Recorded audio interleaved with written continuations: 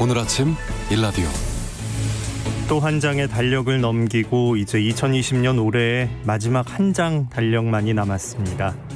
날이 제법 추워졌고 어느새 겨울로 들어서면서 또 한 해가 저물어 간다는 건 느끼고 있었지만 그래도 달력 마지막 장이 주는 무게는 또 다른 것 같네요.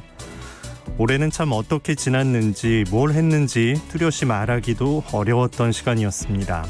오늘부터 지켜야 할 일, 또 삼갈 일들이 더 늘어나니까 힘든 시간을 보내는 분들이 더 많아질 수 있겠다는 안타까움 때문에 마음 한켠이 무겁습니다. 그래도 도저히 빠져나갈 수 없을 것 같은 어려움들도 언젠간 끝나고 또 잊혀져서 과거가 될 겁니다. 정말 좋았던 시간, 또 행복했던 순간들도 어느새 잊고 지내는 것처럼 말이죠. 그러니까 실망하고 주저앉기보다는 이 시간을 서로 다독이고 의지하면서 잘 버텨냈으면 하는 바람입니다. 12월 1일 화요일입니다. 오늘 아침 일라디오 출발합니다. 저는 아나운서 김재웅입니다.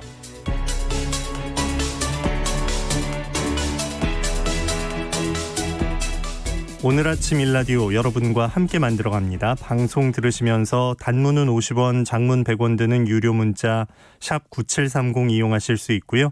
유튜브에서 KBS 일라디오 공식 채널 검색하고 들어오시면 채팅창도 마련되어 있습니다. 자, 오늘 화요일 텃밭 가이드로 함께합니다. 도시농부들의 궁금증을 박영재 관장님이 풀어드리니까요. 평소에 텃밭 농사 지으면서 어려웠던 점, 질문하고 싶은 점 문자로 보내주시기 바랍니다. 자, 오늘도 세상의 모든 농수산물 퀴즈 새농퀴로 시작합니다. 정답 보내주신 분들 가운데 추첨을 통해서 20분께 웰빙 혼합 잡곡 세트, 치킨 교환권, 케이크 교환권, 모바일 커피 교환권 등을 드리고 있습니다. 이번 주 새농퀴 그 두 번째 힌트 지금 나갑니다.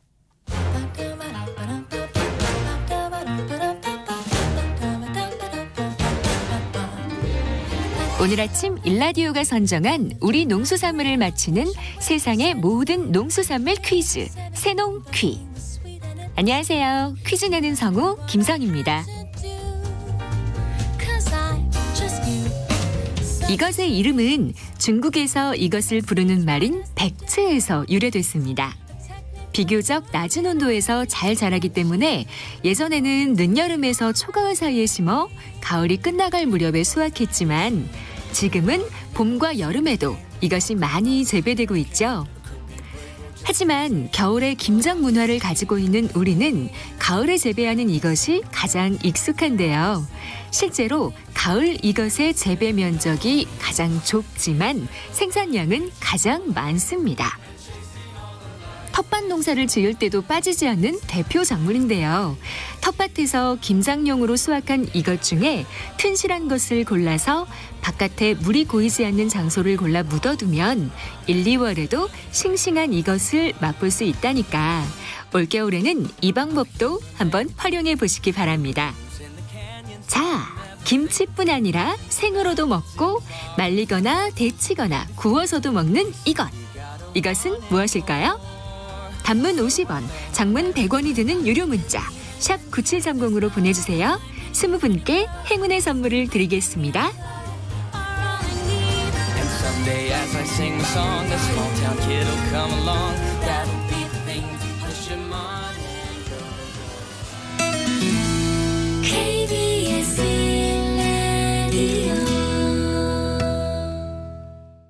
새농퀴 정답 아시는 분들은 단문 50원, 장문 100원 드는 유료 문자 샵 9730으로 보내주시기 바랍니다.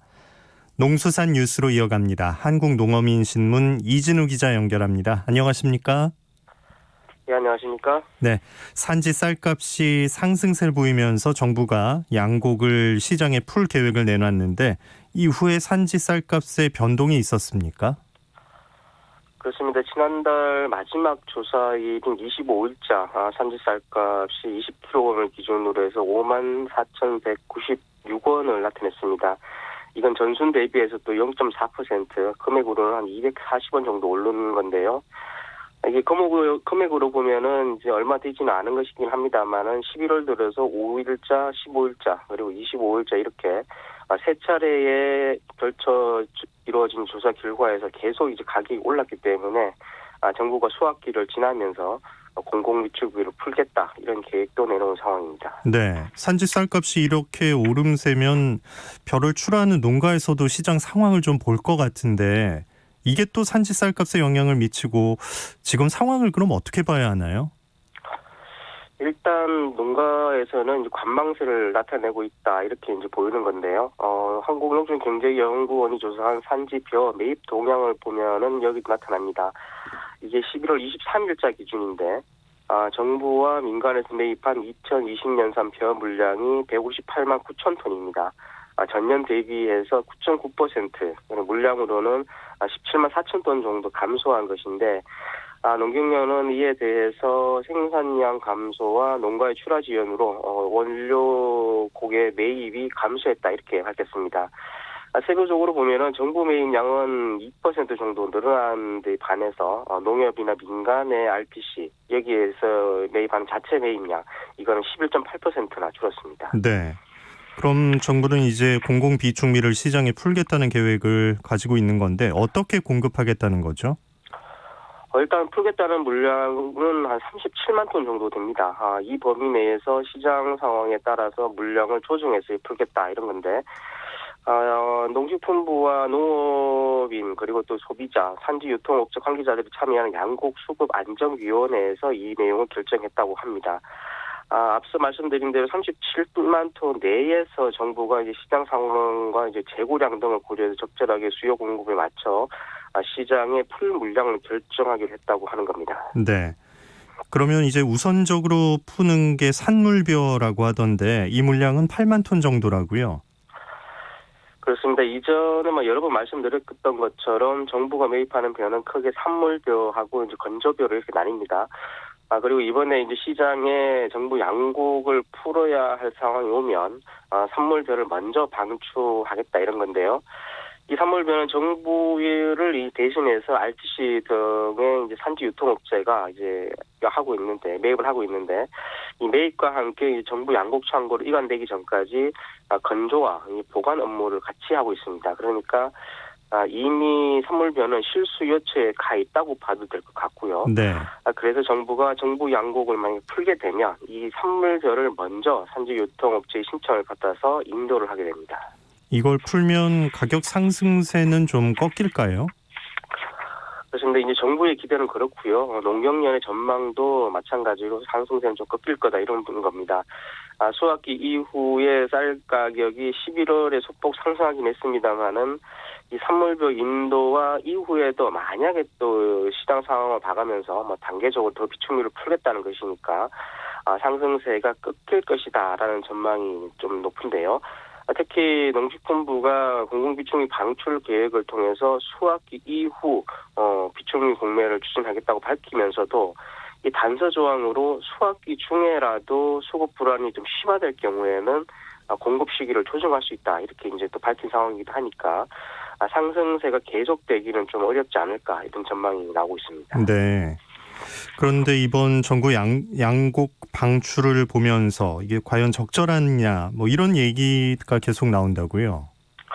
그렇습니다. 이게 재배 면적이 줄어서 생산량이 이렇게 감소한 것이라기보다는 이 작황이 안 좋아서 단위 면적당 생산량이 줄어든 게 훨씬 더 큰 영향을 미쳤다 이런 점 때문인데요.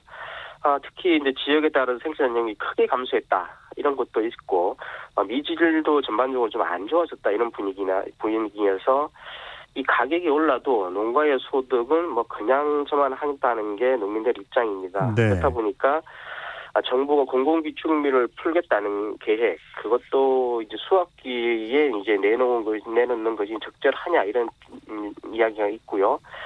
오히려 생산량 감소의 원인이 올해 발생했던 최장 장마 그리고 연이은 태풍 때문이니까 이걸 재해로 인정을 해서 보상을 해줘야 한다 이런 주장도 나오고 있습니다. 네, 이런 목소리도 좀 새겨 들어줬으면 합니다. 자, 기온이 뚝 떨어지면서 지금 산에 인접한 농가는 산불에 조심해야 하고 또 바다에선 해양사고에 각별히 주의해야겠습니다. 오늘부터 겨울철 해양사고 예방대책이 시행된다고요? 그렇습니다. 이게 수온이 차가워진 상황이기 때문에 이 선박이 전복되거나 아니면 화재가 발생하게 되면 대형 사고로 이어질 수 있겠습니다. 그래서 해양수산부하고 한국해양교통안전공단 그리고 수협중앙회 등이 공동으로 예방 대책을 내년 2월까지 추진하겠다 이렇게 밝혔습니다. 이게 추세로 보면은 겨울철에 해양 사고 건수 이건 좀 줄어드는 경향을 보이긴 합니다만 이 해상에서의 추락 같은 안전사고나 충돌 그리고 뭐 전복, 화재 같은 상황이 되게 발생하게 되면은 이게 인명 피해가 오히려 더 많이 또 발생하고 있습니다. 문제가 이제 바닷물이 차가워졌기 때문인데. 네.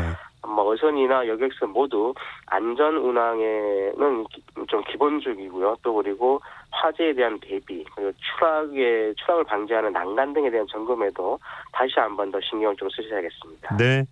농수산 뉴스 한국농어민신문 이진우 기자와 함께했습니다. 고맙습니다. 감사합니다.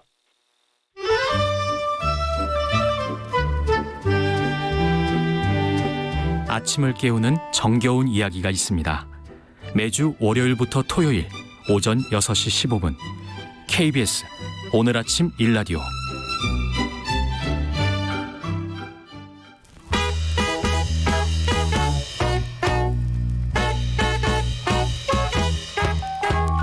안녕하세요. 우리 농촌과 농민과 농업을 사랑하는 귀농인의 딸 코미디언은 남정미입니다. 오늘 아침 일라디오가 새로운 코너를 마련했습니다. 청취자 여러분의 이야기를 더 많이 듣고 더 깊게 나누고자 마련한 시간, 슬기로운 농촌생활. 매주 토요일에 함께할 슬기로운 농촌생활에서 여러분의 사연 기다리고 있습니다.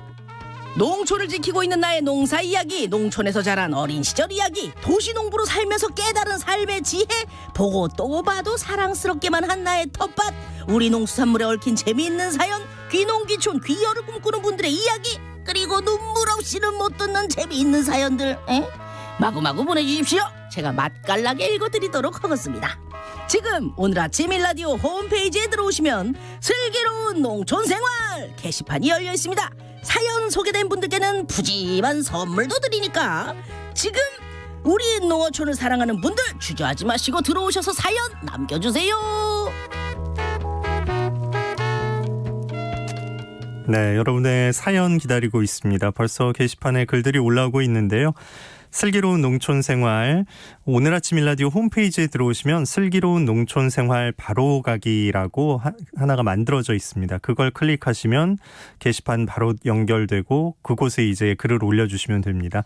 토요일에 소개되니까요. 많은 분들의 참여 기다리고 있겠습니다. 자, 도시농부들을 위한 유익한 정보가 있습니다. 텃밭 가이드 수원 씨앗도서관 박영재 관장과 함께합니다. 안녕하십니까? 네, 안녕하세요. 네, 자 지난 시간에 액비와 퇴비차 만드는 방법 배워봤는데 복습하는 의미로 오늘 다시 한번 정리를 해주시죠. 네, 간단하게 먼저 정리를 해보겠습니다.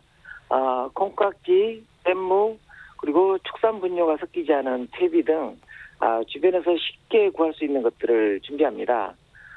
딱딱한 콩대나 깻대와 같은 재료들은 파쇄기로 이렇게 잘게 부수고, 그리고 부드러운 잎사귀나 바나나 껍질, 계란 껍질과 같은 것은 믹서기에 갈아서 준비를 합니다. 이런 재료를 물에 담가서 밀봉만 해주면 현기성 미생물을 활용하는 액비가 되고요. 물에 담근 뒤에 자주 저어주거나 또는 어항에 산소 펌프를 달아놓은 것처럼 이렇게 공기 펌프를 달아서 호기성 미생물을 활용하게 되면 퇴비차가 되는 겁니다. 네. 이때 물이 중요하다 이렇게 강조를 해주셨어요.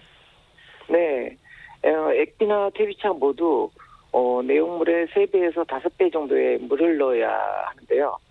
가능하면 빗물이나 지하수를 활용해야 합니다.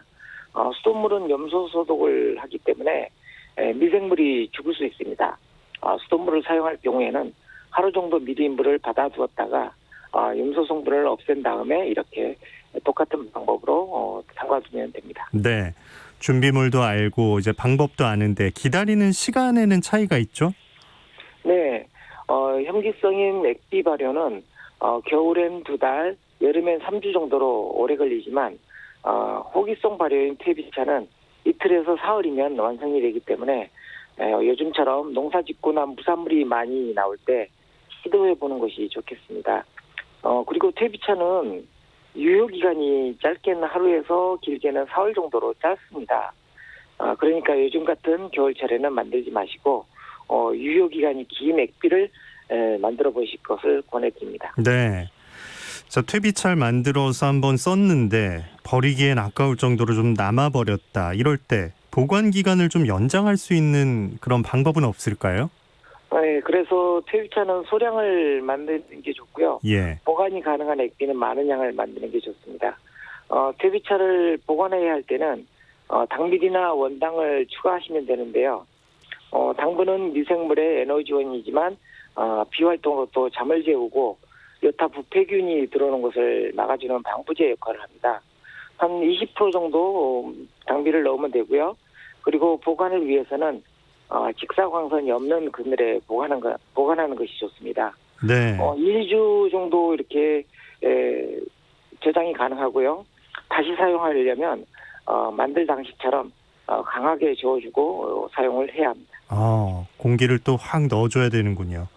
퇴비차는 이제 유통기한이 짧으니까 가능한 쓰기 전에 만들어서 바로 쓰고 만약에 보관을 원한다면 원당 같은 걸 좀 넣고 직사광선 피해서 보관을 해야 된다는 것 기억을 하셔야겠습니다. 자, 이렇게 만들었는데 이 액비나 퇴비차를 어떻게 사용할 때 가장 효과가 좋은지 이 점도 좀 알아볼까요? 네. 액비나 퇴비차를 활용할 때는 희석을 해서 사용해야 합니다. 5배에서 10배 정도의 물에 희석을 시킨 다음에 뿌려야 합니다. 네. 이때 쓰는 물도 수돗물은 피하는 게 좋겠죠? 네, 맞습니다. 그 물은 가능하면 지하수나 아니면 빗물을 활용하시고요. 물을 대신해서 뿌리에 뿌려줘도 되고 또 스프레이를 활용해서 특히 잎 뒷면에 뿌려줘도 됩니다. 이것을 옆면십이라고 하는데요. 잎사귀 위층은 왁스층으로 코팅이 되어 있어서 흘러내리지만 잎 뒷면은 스펀지 조직이라 이런 액비나 퇴비차를 쉽게 흡수합니다. 액비는 거름으로서의 효과만을 내지만 퇴비차의 경우에는 좋은 미생물이 같이 작물의 잎이나 뿌리 부분에 함께 남기 때문에 영양소와 함께 여타 질병으로부터 강력한 면역 체계를 만들어주는 아주 유효한 효과를 냅니다. 퇴비차가 면역도 좋게 만들어줄 수가 있군요. 퇴비는 영양물질을 통해서 용해시켜서 이렇게 흡수시키기 때문에 퇴비보다는 이 액비는 효과가 천천히 퇴비보다는 액비는 거름 효과가 좀 빠른 편입니다. 액비와 퇴비차는 이미 물에 용해된 영양소이기 때문에 거름 효과가 아주 빠른 편이죠. 네. 보통 화학 비료가 거름 효과가 빠른데 친환경 유기질 재료로 화학 비료만큼 빠른 효과를 낼 수 있는 것이 액비와 퇴비차의 특징입니다. 야, 좋은 점은 다 갖고 있네요. 이 화학 비료만큼 이제 효과도 빠르니까 또 친환경 유기질 재료로 만든 것으로 내 작물에 좋은 효과를 준다. 이런 걸 기대하는 도시농부들은 꼭 한번 도전해 보셔야겠어요. 액비와 퇴비차는 좀 필수적으로 한번 하고 간다. 이렇게 생각을 해야겠네요. 네. 저도 꼭 한번 도전해 보시기를 추천드리고 싶은데요. 텃밭 농사를 짓다 보면 주말 농부의 경우에는 매주 텃밭을 가기가 힘들 수 있습니다. 경조사가 있거나 또 마침 또 비가 오는 경우처럼 변수가 생길 수 있잖아요. 네. 이런 경우에는 애초에 계획해서 거름을 주거나 하는 시기를 놓칠 수가 있습니다. 그래서 퇴비를 주기적으로 웃고름으로 주다가 그 시기를 놓쳤다면 액비나 퇴비차로 보충을 해줄 수가 있게 됩니다. 효과가 퇴비보다는 빠르기 때문에 충분히 성장 속도를 따라잡을 수가 있습니다. 액비를 잘 만들어 뒀다가 아니면 속성으로 좀 퇴비차를 만들어서 빨리 쓰는 이런 방식을 활용하면 내가 못 갔던 그 기간을 따라잡을 방법이 생기는 거네요. 네. 특히 올해처럼 장마가 길어지면 뿌리 쪽에 퇴비로 웃고름을 줄 수가 없습니다. 물을 한껏 이렇게 흡수한 작물의 체액은 농도가 아주 낮은 상태로 있기 때문에 이런 상태에서 뿌리가 활동을 제대로 하지 못합니다. 여기에 퇴비를 뿌리 쪽에 주게 되면 영양분을 흡수하기보다는 작물 내에 있던 수분을 오히려 빼앗기게 됩니다. 역삼투라고 하죠. 네. 이럴 땐 적절한 영양분 공급 방법이 액비나 퇴비차를 잎사귀 뒷면에 분무하는 옆면인시비입니다. 앞에서 얘기했듯이 잎사귀 뒷면은 스펀지 조직이라서 스펀지처럼 쫙쫙 빨아들이기 때문에 액비나 퇴비차를 쉽게 이렇게 흡수합니다. 장마철이라고 하더라도 잠깐 비가 개인 사이에 이런 옆면 시비를 해주면 긴 장마 기간 영양 공급으로 건강한 작물을 키울 수가 있습니다. 이제 물이 너무 넘치는 시기에는 잎사귀 뒷면에 영향을 주는 방법으로 이제 영양을 공급해 주는 거군요. 야, 이 액비 또 퇴비차를 사용할 때 가장 중요한 점이 뭘까요? 도시농부들이 좀 놓치기 쉬운 점이 있다면 좀 지적을 해 주시죠. 네, 앞에서도 말씀드렸지만 희석 배율이 매우 중요합니다. 특히 액비는 정확한 재료에 3배에서 5배의 물을 넣어서 만들었다고 한다면 그 액비나 퇴비차를 활용할 때에도 5배에서 10배의 물을 섞어 희석시킨 다음에 작물에 주어야 합니다. 네, 이 비율이 참 중요한데 이게 또 붓다 보면 내가 몇 번 부었나 잊어버릴 때도 있잖아요. 만약에 이게 비율이 틀려졌을 때는 어떤 부작용이 생기나요? 너무 진하게 주면 작물의 잎이 이렇게 마르는 증상이 벌어집니다. 그래서 다 자란 작물들은 5배 정도로 희석하고 어린 작물은 10배로 희석하는 것입니다. 작물들은 성장 주기별로 초기에는 질소, 꽃이 필 시기에는 인산과 칼슘, 그리고 전체 기간을 통해서 칼륨이 필요합니다. 퇴비는 이런 성분들이 고루 들어있어 모든 시기에 작물에 뿌려줄 수 있지만 액비는 또 장점이 필요한 시기에 맞는 영양분으로 별도로 처방을 할 수 있다는 점입니다. 특정 성분이 많은 재료로 액비나 퇴비차를 만들 수 있기 때문이죠. 네. 그래서 초기 성장기에는 질소가 많은 액비를, 열매가 달릴 때에는 인산질과 칼슘질이 많은 액비를 주는 식으로 성장 시기별 필요한 액비를 별도로 만들 수도 있습니다. 우리가 뭐 건강에 좋다는 거 어디에 좋은 거 골라 먹듯이 야, 작물에게도 너에게 부족한 걸 내가 만들어서 주겠다. 이런 만들어주는 재미가 또 있겠네요. 꼭 맞춤형 영양제 같다는 생각이 드는데요. 네, 맞습니다. 그렇게 볼 수 있겠는데요. 우리 주변을 둘러보면 생각보다 쉽게 구할 수 있는 거름 재료들이 많습니다. 어떤 재료들에 어떤 성분들이 들어있는지는 다음 시간에 한번 전해드리도록 하겠습니다. 아마 이렇게 좋은 거름을 버리고 있었단 말이야 하고 놀라실 겁니다. 다음 시간도 기대해 주셨으면 좋겠습니다. 야, 오늘은 전체적으로 배웠다면 다음 시간은 맞춤형으로 또 소개를 해주시게 되겠네요. 그러니까 뭘 넣으면 이제 질소가 많은 그 액비를 만들 수 있다. 이런 걸 이제 단계별로 배울 수 있는 다음 주 이 시간 기대하면서 자, 도시농부들의 궁금증 몇 가지 해결하고 가겠습니다. 4050님께서 관장님, 퇴비차와 EM 효소액, 친환경 미생물 효소라고 하는 EM, 이게 네. 비슷한 건가요? 라고 물어보셨어요. 네, 비슷합니다. 근데 EM 미생물은 퇴비차라기보다는 액비에 가깝고요. 네. 미생물을 이렇게 증식하는 당밀과 같은 그런 영양분이 같이 들어있는 액비라고 보시면 좋을 것 같습니다. 그렇군요. 자, 5718님께서 옥수수 씨앗은 언제 파종합니까? 지금 제주도에 계시고 노지에서 재배할 예정이라고 하시네요. 무슨 작물이요? 옥수수요. 옥수수 씨앗을 언제 파종할까요? 옥수수 씨앗이요.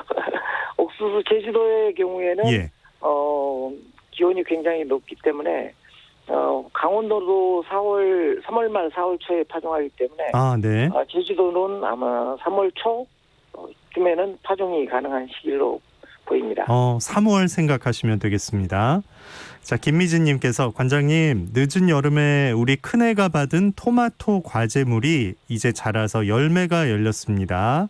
그런데 겨울이니까 이게 익을지가 걱정입니다. 베란다에 두다가 밤에는 거실에 들여놓는데 괜찮을까요? 어찌 길러야 할지를 알려주세요 하셨어요. 토마토가 파랗게 달리는 그러니까요. 모양이네요. 네. 이럴 때는 이제 햇볕이 많이 필요한 때입니다. 그래서 가능하면 또 밖에다 내놓으면 또 추울 수도 있어서 실내에 들여놓되 햇빛을 대신할 수 있는 광원을 근처에다가 두셔야 잘 익을 것 같습니다. 햇볕이 중요하긴 하지만 모자라다고 생각되면 따로 하나를 만들어줘야 하는군요. 그렇죠, 네. 일반 스탠드 같은 거 놓으면 될까요? 스탠드도 가까이 두면 굉장히 밝은 빛을 냅니다. 알겠습니다. 이게 빨갛게 익어서 또 과제물이니까 좋은 성과를 좀 기록을 할 수 있게 되면 좋겠네요. 자, 오늘 배운 거 이제 텃밭에서 액비와 퇴비차 좀 미리 만들어 보시는 연습도 하시면 좋을 것 같고 다음 주에 맞춤형 활용 방법에 대해서도 기대해 주시면 좋겠습니다. 자, 텃밭 가이드 수원 토종씨앗도서관 박영재 관장과 함께했습니다. 관장님 고맙습니다. 네, 감사합니다. 자, 날씨 알아보겠습니다. 오늘도 따뜻하게 잘 챙겨 입으셔야겠어요. 서울은 지금 영하 3도, 춘천이 영하 6도, 대전은 영하 3도, 그리고 대관령은 영하 11.4도입니다. 낮에는 어제와 비슷하거나 조금 기온이 더 올라가겠는데요. 영상 6도에서 10도 사이의 분포를 보이겠습니다. 차갑고 건조한 공기가 유입되면서 동해안과 남해안을 중심으로는 건조특보가 발효 중이니까요. 산불 예방에 각별히 신경 쓰시기 바랍니다. 오늘 아침 일라디오 함께하고 계십니다. 지금 시각은 6시 43분입니다.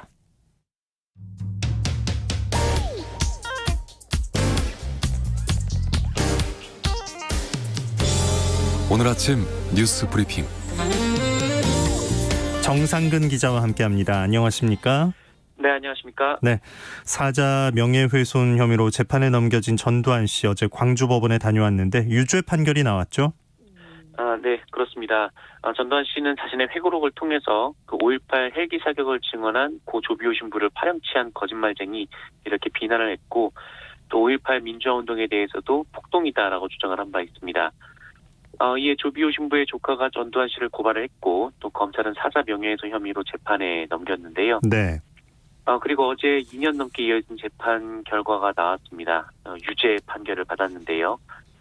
재판부는 여러 증거와 객관적인 진술을 종합하면 계엄군의 헬기 사격은 부인할 수 없는 역사적인 사실이라고 판결을 했고요. 때문에 전두환 씨가 고인을 비난한 것은 허위 사실을 통해서 타인의 명예를 훼손한 경우에 해당된다라고 밝혔습니다. 이 사실관계를 엄격하게 따지는 형사재판에서 광주 민주화운동 당시 헬기 사격이 처음으로 인정된 셈이어서 이 판결은 큰 의미가 있습니다. 네. 이 재판부는 사자 명예훼손으로는 벌금이 최대 500만 원에 불과해서 이미 큰 추징금을 내야 하는 피고인에게는 의미가 없다라면서 다시는 5.18을 폄훼하지 못하도록 징역 8월을 선고하되 다만 이를 2년 동안 유예한다라고 판결했습니다. 네. 이 판결이 나올 때 또 어제 자택을 나설 때 다 속보로 계속 상황이 전해졌는데 그 자택 앞에서 어떤 일들이 있었죠? 네, 어제 아침부터 전두환 씨 자택 앞에 이 시위대와 경찰, 취재진 등 100명 안팎의 인파가 모였는데요. 네, 아침에 전두환 씨가 모습을 드러내자 시위대는 전두환 씨 부부에게 사과를 하라라고 소리쳤습니다. 그러자 인사를 하듯 오른손을 흔들다가 시위대를 힐끗 본 후 이 전두환 씨가 이 말 조심해 이놈이라고 소리를 치고 차량에 올랐는데요. 그리고 4시간 뒤 광주지법에 도착해서는 취재진의 질문에 아무 답 없이 법정에 들어갔고 들어가서는 눈을 감고 조는 듯한 모습을 보였습니다. 이 재판이 끝난 후 전두환 씨는 법정 경위들에게 둘러싸인 채 모습을 드러냈고 타고 온 차량이 계란세례를 받아서 다른 차를 통해서 저녁에 또 서울로 올라왔습니다. 네. 자, 코로나19 확진자 현황도 살펴볼까요? 네, 어제 영시 기준 신규 확진자는 모두 438명입니다. 지역사회 감염은 414명이고요. 서울이 158명, 경기도 69명, 부산 52명, 인천 34명, 충북 22명 등입니다. 지난주 코로나19 신규 확진자는 사흘 연속 500명대를 기록하다가 어제 오늘 400명, 그제하고 어제 400명대로 내려왔는데요. 이 주말과 휴일 검사 건수가 감소한 영향이 있습니다. 네, 한편 정은경 질병관리 청장은 2주 전에 감염 재생산 지수가 1.52였고 지난주는 1.43으로 분석이 됐다라면서 이 단순 계산을 해보면 1, 2주 후에 많게는 700에서 1000명까지 신규 확진자가 발생할 수 있다 이렇게 밝혔습니다. 네. 자, 코로나19 상황에서 다들 이제 조심을 하고 있는데 청와대 최재성 정무수석이 조기 축구회에 참석해서 논란이 되고 있어요. 네, 최재성 청와대 정무수석은 지난 일요일 이 서울 송파구 삼전동의 한 학교에서 열린 이 조기 축구에 참석을 해서 이 마스크를 끼고 경기에 뛰었다. 이런 보도가 나왔습니다. 당일 오후 정세균 국무총리가 2단계 플러스 알파 조치를 발표했고 이 청와대는 직원들에게 모임 자제를 당부를 했었는데 이 수석비서관이 정부 방침과 역행하는 모습을 보인 거 아니냐라면서 논란이 나왔습니다. 논란이 이어지자 해당 조기 축구회인 이 송파구 삼전 축구회가 입장까지 냈는데 해당 축구회는 사회적 거리 두기를 위해서 축구 경기를 할 때도 마스크를 착용하고 쉴 때도 1m 이상 거리 두기를 하고 있으며 운동이 끝난 후 밥도 같이 먹지 않는다 이렇게 밝혔습니다. 네. 하지만 국민의힘 측 의원들은 최재성 정무수석이 방역을 이유로 1인 시위 중인 자신들과 만나지 않았는데 축구를 했다라면서 잇따라 SNS에 비판글을 올렸고요. 이 최재성 수석은 논란이 거세질 때 입장문을 내고 소홀함이 있었다라면서 공직자로서 더 신중하게 판단하고 처신하겠다라고 사과했습니다. 네. 자, 윤석열 검찰총장에 대한 직무정지 효력 집행 정지 신청이 있었는데 법원의 판단은 아직이죠? 네, 어제 오전 11시부터 시작한 윤석열 검찰총장에 대한 직무정지 효력 집행정지 신청에 대한 법원 신문이 1시간 만에 끝났습니다. 어제 신문의 핵심은 직무정지로 인해서 윤석열 총장이 피해를 입었는지 여부가 됐는데요. 이 법무부는 윤석열 총장의 비위가 중대한 만큼 직무정지는 필요했고 또 이로 인해서 윤석열 총장이 입은 구체적인 손해도 없다라고 주장한 반면 윤석열 총장 측은 총장을 쫓아내기 위해 위법하고 또 부당한 징계 청구가 이뤄진 데다가 이 직무배제는 검찰의 정치적 중립성 그리고 독립성을 침해해서 회복할 수 없는 막대한 피해가 발생했다라고 반박했습니다. 한편 어제 서울행정법원은 결론을 내지 않았는데요. 언제 나올지 알 수 없다라고는 했지만 수요일 그러니까 내일에는 윤석열 총장에 대한 징계위원회가 열릴 예정이기 때문에 오늘 중에는 결론이 나올 것으로 예상이 되고 있습니다. 네.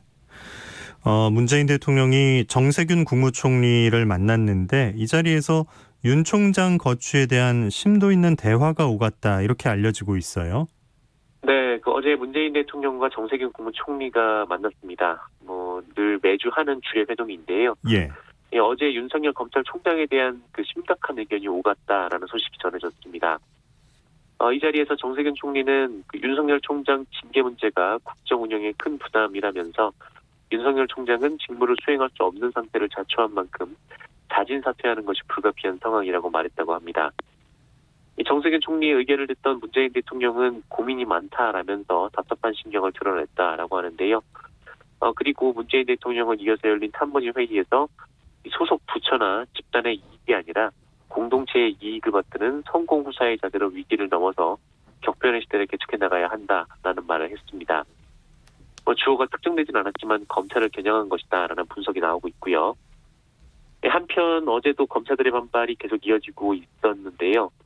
검찰총장 직무대행을 맡고 있는 조남관 대검찰청 차장이 추미애 법무부 장관에게 검찰개혁의 대의를 위해서 한 발만 물러나달라라면서 이 검찰개혁은 법 개정, 조직 정비, 인사만으로는 절대 이루어질 수 없으며 구성원들의 마음을 얻어야 한다 이렇게 주장을 했습니다. 네. 자, 어제 충격적인 뉴스가 전해졌는데 냉장고 안에서 2년 전에 숨진 영아의 시신이 발견됐어요. 네. 얼마 전에 이 전남 여수의 한 주택 냉장고에서 생후 2개월 된 아기 시신이 발견이 됐습니다. 숨진 지 2년 정도 지난 아기였는데요. 이 사실이 알려지게 된 것은 지난 6일 이웃 주민이 이 집에서 아이들을 방임하고 있다라는 신고를 하면서였습니다. 예. 집에 7살, 2살 아이가 있었는데 이 큰아이가 항상 계절에 맞지 않는 옷을 입고 편의점에 가서 혼자 컵라면을 먹고 또 밤늦게 돌아다니는 등 다른 아이들과 좀 다른 행동을 했다라고 하고요. 이를 눈여겨본 이웃 주민이 동사무소에 신고를 했다고 합니다. 네. 그리고 신고를 한 뒤에 나흘이나 지난 10일에 이 동사무소 직원이 집을 방문을 했는데 그때 집이 온통 쓰레기로 가득했다라고 합니다. 그리고 또 여기서 사흘 뒤인 13일에 이번에는 아동보호기관이 그 집을 찾아갔는데 이 모친이 거절을 해서 또 집 안으로 들어가지 못했다라고 하고요. 그리고 또 여기서 일주일이 지난 뒤에 경찰이 가서 그제서야 아이들을 모친과 분리할 수 있었습니다. 그런데 최초 신고한 주민이 큰아이로부터 이 쌍둥이 동생이 있다라는 말을 들었던 사실이 알려지면서 추가 조사가 시작이 됐고요. 네, 작은 아이의 시신이 발견이 된 겁니다. 경찰은 아이를 부검해서 사인을 확인할 예정이고요. 모친을 구속을 했습니다. 네. 자, 시각장애인 안내견은 어디에든 갈 수 있는데 그 마트에서 관계자가 좀 막아섰던 일이 있었어요. 지금 고성을 질렀다고 하는데 지금 논란이 되니까 사과문을 냈네요.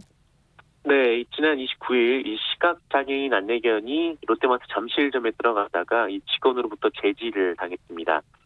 이 안내견을 장애인이 아닌 사람이 데려오자 장애인도 아니면서 강아지를 데리고 오면 어떻게 하느냐 이렇게 언성을 높였다는 건데요. 그러자 불안해진 강아지가 그 리드줄을 물고 엎드렸다 이런 사진이 또 올라오기도 했습니다. 그런데 이 안내견과 함께 간 사람이 퍼피워커라고요. 이 시각장애인이나 청각장애인의 안내견이 될 강아지를 훈련시키는 자원봉사자였습니다. 이 사회성 훈련을 위해서 대형마트에 왔던 것인데 이 안내견은 이 정부에서 발행한 이 장애인 보조견 배지를 부착하고 있었고 이 표시가 있는 강아지는 대중교통 수단에 탑승할 수 있고 또 여러 사람이 모이는 곳에도 출입을 할 수가 있습니다. 논란이 커지자 롯데마트 측은 사과를 했는데요. 그 해당 직원이 현장에서 바로 견주에게 사과를 했다라면서 이 고객 응대 과정에서 견주의 입장을 배려하지 못했다라고 밝혔습니다. 그러면서 이를 계기로 이 장애인 안내견뿐만 아니라 이 퍼피워커에 대한 지침을 명확히 하고 같은 일이 발생하지 않도록 하겠다라고 약속했습니다. 네. 자, 국가정보원법 개정안이 어제 상임위를 통과했군요. 네, 이 국가정보원법 개정안이 어제 이 더불어민주당의 주도하에 국회 정보위원회 전체회의를 통과했습니다. 정보위는 어제 오후 전체회의를 열고 국정원법 개정안을 상정을 했고요. 국민의힘이 반발해서 이 표결에 불참을 했습니다. 이 국정원법 개정안은 국정원의 대공수사권을 경찰로 이관하고 그 시행은 3년 유예하며 이 국정원의 직무 범위에서 국내 정보를 삭제하는 내용 등이 담겼습니다. 또 국정원의 정치 개입을 근절하기 위해서 정치관여에 우려가 있는 정보 등을 수집 분석하기 위한 조직 설치를 금지하고 또 특정 정당, 정치단체, 정치인을 위한 기업의 자금 이용 행위도 금지하는 내용이 있습니다. 국민의힘은 국정원법 개정안이 통과를 한다면 경찰 권력이 비대해지고 안보 역량이 오히려 약화될 것이다라고 반대해왔는데요. 민주당은 국정원의 인권 침해 가능성을 원천 차단할 수 있을 것으로 보고 있습니다. 네, 한편 이 국정원법 개정안은 이번 달 9일 본회의를 통과할 것으로 예정이 되고 있습니다. 네, 뉴스브리핑 정상근 기자와 함께했습니다. 오늘 소식 고맙습니다. 네, 고맙습니다. 자, 조류 인플루엔자 확산을 방지하기 위해서 각별한 노력이 필요합니다. 지난 주말 전북 정읍에 있는 오리 사육 농가에서 고병원성 조류 인플루엔자가 확진됐죠. 가금 농장에선 4단계 소독 반드시 실시해 주시고요. 축산 관계자는 물론이고 일반 시민들도 철새 도래지 출입을 삼가 주시면 좋겠습니다. 고병원성 조류 인플루엔자는 치사율도 100%에 가깝기 때문에 확산되지 않도록 모두의 노력이 필요합니다. 자, 오늘도 춥습니다. 따뜻하게 잘 챙겨 입으시고요. 개인 방역 수칙 잘 지키는 건강한 하루 보내시기 바랍니다. 오늘 아침 일라디오 아나운서 김재웅이었습니다. 저는 내일 이 시간에 다시 오겠습니다. 고맙습니다.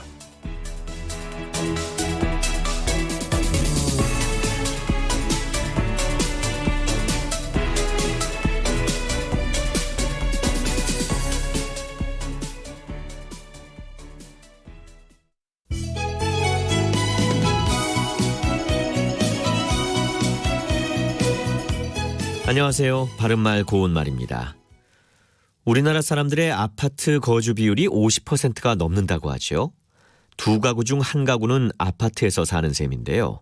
아파트에 살다가 단독주택으로 이사하는 분들 중에는